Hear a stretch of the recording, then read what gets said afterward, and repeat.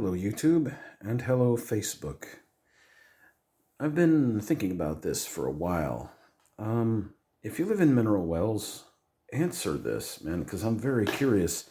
I've only seen maybe two other people around here that are riding e-bikes, and I'm kind of wondering how many people actually are riding them around here other than myself. I think totally I've seen maybe three in this town. But I'm just curious to know how many of you out there ride e-bikes, and what reasons do you have for riding them? I mean, my thoughts on it are my knees are not in the greatest shape anymore, and I learned real quick at my age when I got onto a regular pedal bike that it was going to destroy my knees if I pursued that too very far. I have a regular bike, but I'm not going to put many miles on that because, like I said, man, I could feel the wreckage occurring to my already wrecked knees. So it's not a thing that will improve those. And so I'm wondering, that particular thing, but also what are your thoughts on the safety of e-bikes? My personal opinion is e-bikes, let me put it this way, legal and legally configured e-bikes are safe. There is no legal e-bike out there that should be able to travel faster than 25 to 30 miles an hour, depending on its class. Like you have class 1, class 2, and class 3 e-bikes. When you get into the class 3 stuff, they start getting closer to mopeds, but the rest are just pedal bicycles with some assist on them, and they travel at different speeds. But I think the class 3 ones travel at the fastest. You see those around 25, 30 miles an hour, just enough to keep up with traffic, basically a moped.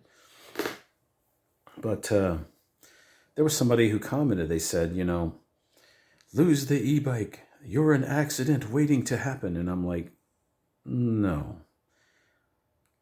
Explain how I'm an accident waiting to happen when there are squid missile motorcycles passing through here at 90 miles an hour with no consideration for any traffic rule. Whereas most of us who ride legally for certain purposes, we tend to adhere to the rules because on an e-bike, in an accident, you lose and the car wins. In fact, I would say that it's safer in a lot of ways. For instance, have you ever tried to get up to speed crossing an intersection or crossing a street by leg power alone? You don't have the acceleration to get over and get off the street. You also don't have the acceleration to get yourself out of the way when something is about to unfold. Whereas on the e-bike, especially a class 3, if it's got a 750 watt motor, you have the equivalent of a small gas engine that's going to get you out of the way. Your bike is nimble and you can stay out of people's way, And so like I said, most of us, we don't want to die any more than anybody else, especially us. So yeah, we're more aware. You have to be aware of everything around you when you ride. So that's the only thing I see, It's less, in fact, the other reason I think it's more safe is because it's less complex to operate. You don't have gear shifts on one side and a brake on the other and a clutch up on the handlebar and another brake over here. It rides just like any pedal bicycle. So in a way, it's actually safer than a motorcycle. Now, there's no amount of safety that's going to compensate for idiocy. Like I said, legally configured, they work beautifully. But if you take something that's light, like an e-bike, and you dial that motor up to like 60, 70 miles an hour, number one, you're breaking the law. Number two, you're going to die when that thing messes up. You're riding a bicycle, essentially a bicycle with a heavier frame.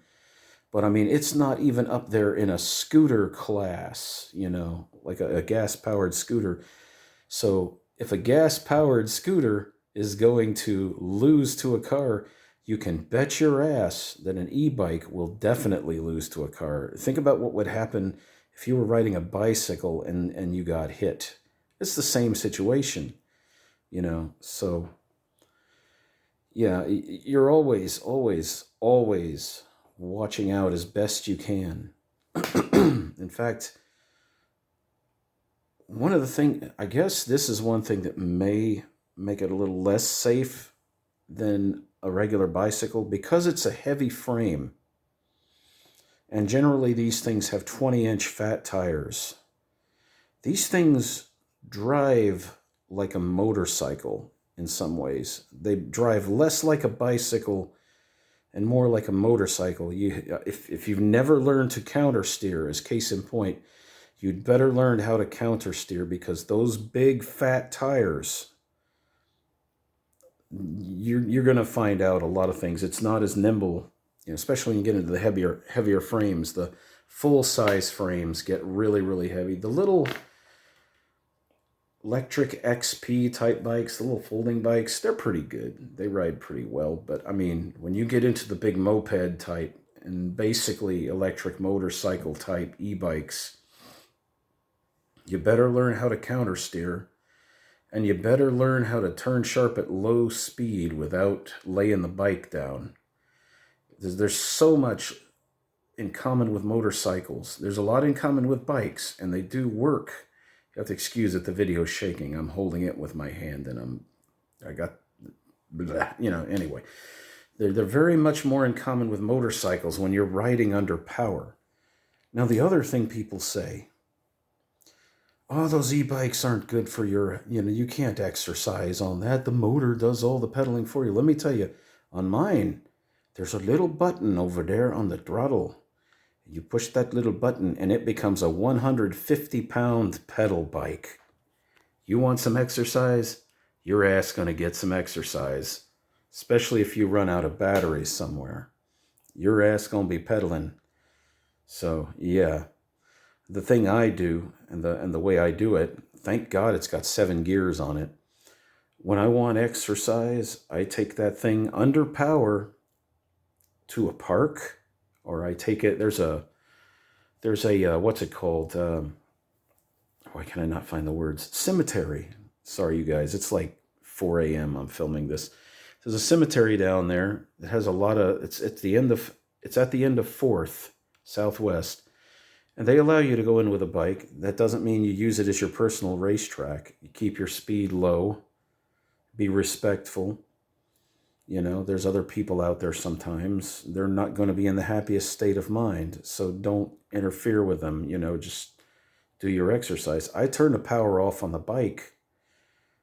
And I use those little roadlets. There's no cars to cause any trouble or anything like that. I go out there and I exercise. I push that 150-pound frame around that, I start in low gear and I work my way up until I get a good strain and cadence going. And I just ride those. And I ride them slowly. I don't ride them fast, The only other thing I see with the heavier bikes like the one I got, if you're going to get brakes, depending on your level of expertise with working on disc brakes, there are 2 kinds of brakes.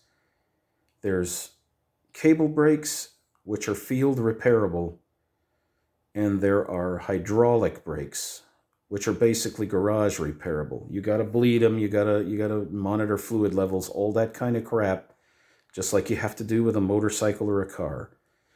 I opted for the cable brakes. They don't have the most incredible stopping power, but they will get you stopped. You just have to look far enough ahead to plan your stops. But the beauty of them is if the cables or anything screws up or they go out of adjustment, you have a simple bike toolkit that you can keep in the back on your rack, and you can repair them right there on the spot. Barring getting new brake pads. You'll need brake pads on either side of it, hydraulic or cable. You'll need them every 1,000 miles or so. And if you're doing a lot of stopping, maybe every 600 to 700 miles. I'm at that stage because our bike trail that goes through town stops at every block. It was an old railroad track, so it stops at every block. That means you're applying your brakes 8, 9, 10 times and then coming back 8, 9, 10 times. You're having to stop hard, But yeah, as far as the safety issue goes, if you get a reasonably decent e-bike, it's going to have reasonably decent brakes. And if it's legal, when you get them, when you first purchase them, they are legally set up. You're not going to see a single one of them that'll go faster than 30 miles an hour. Now, there are unlocks. This is where they become unsafe. And I don't vouch for this. And I think anybody caught with an unlocked bike that goes over 30 miles an hour ought to have the book thrown at them, because it is a bike. It is not a motorcycle. Those little Squid Missile Super 73s that everybody gets and unlocks, and they're going 40, 50 miles an hour on them, that's the risk you take, and it's your funeral, kid. But, and I guess, if you're going to play the game, that's the risk you take. So better accept it, Those things, if you do it properly, those things can go as fast as a car. And I don't see that as something that should happen. That should not be. That moves it up into a motorcycle class. And I think we could probably do it this way if they ever change the laws. If an e-bike goes faster than 40 miles an hour, let's say, 40 miles gives you enough speed to keep up with traffic in town.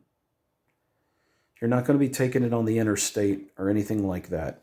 But 40 miles an hour, if your e-bike goes faster than 40 miles an hour, then it needs to be classed as a motorcycle. And that means you have to have a license to, if a cop clocks you going faster than, say, 35 or 40, if you don't have a driver's license, you should be ticketed for that immediately. If you don't have a motorcycle license, you should be ticketed immediately for that. I would say, if you're unlocking that thing in-house and taking it from its legal function to that level, barring any new laws, if they catch you going faster than that speed, the bike should be impounded as evidence on the spot, so you can't modify it back. And I think you should be fined for that. I'd say maybe a $250 fine would be in order. That's basically a misdemeanor, But as far as overspeeding your bike, calibrating your bike to go faster by removing the restrictions, if you want to do that, when you become a little splotch on the side of a car or a splotch on the pavement and you kill your ass, that's your own problem, buddy. So, yeah. But I do think you could make it more flexible. I think if the bike is caught going faster than 40 miles an hour, then you better have a motorcycle license, and you better have all the appropriate lights and safety equipment on the bike, which a lot of e-bikes do come with it now. Like the one I have, it has the headlight, the tail light, and now the newer versions of it have the blinkers and everything already built onto it. You have all of your indicators and everything else. And basically, it's just like riding any other thing. You got to use your best judgment. But that's my opinion on it. I'd like to know what y'all say about it. I mean, I know there's a lot of people that hate them. I've had some hate put on me just riding around town. But if you obey the rules and you stay to the right side of the road, except when you need to turn left, or maybe you need to go straight through an intersection, you have to get over a lane so that you can go straight, Obey those rules, obey intersections, obey stop signs, don't be a putz, understand the rules of the road when you ride, because you are getting into a kind of a gray area above just bicycles, but not quite in the range of scooters. So, but that's my thoughts on it. You guys might see me around town riding. You'll probably see me before I see you. My concentration is on riding the things. So yell. If you see me, yell and wave or something, I don't mind, making new friends. But the reason I'm asking all these questions is I'm wondering if there's enough people around to start some kind of a club or a riding club, for going down the trails or just going on short adventures, getting out there and seeing the world together. There's safety in numbers, number one, because you have witnesses. If somebody tries to perpetrate hate on somebody, some of us have better vision than other people. That's the other reason I don't drive. This is my conveyance. You got to have, I think the minimum is 20/40 vision, and I'm right on the edge of that to where I cannot get a proper license to drive a car. But this is a perfect thing. It goes no faster than you can judge. And it's like I said, I trust my judgment to 45 miles an hour, no faster. I've had all sorts of small motorized transport, scooters and things like that, 50 cc's or lower. And the only reason I switched over to e-bikes is, like I said, my knees are crap. So pedaling a bike now is getting hard. And have you seen the price of gas lately? If you need to run to a gas station, get some milk or get something, bring home milk and eggs and such, you can put you a little thing, and that's what I did on mine. I put a crate on the butt end of it, and I can just throw a backpack or a bag in there, and I can go down there and retrieve.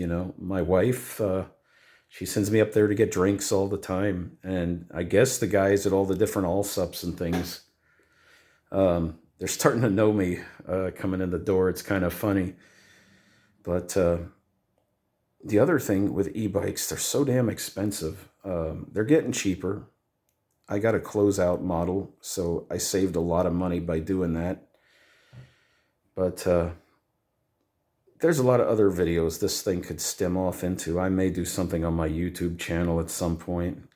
But mostly, I just wanted to touch base with everybody here. I wanted to talk to everybody on Facebook and see your opinions. I know that there's a lot of regular pedal bike riders out there as well. And depending on the ones that you talk to, some, they're friendly toward e-bikes as long as you're not a jerk with it. And then there's some that absolutely hate them.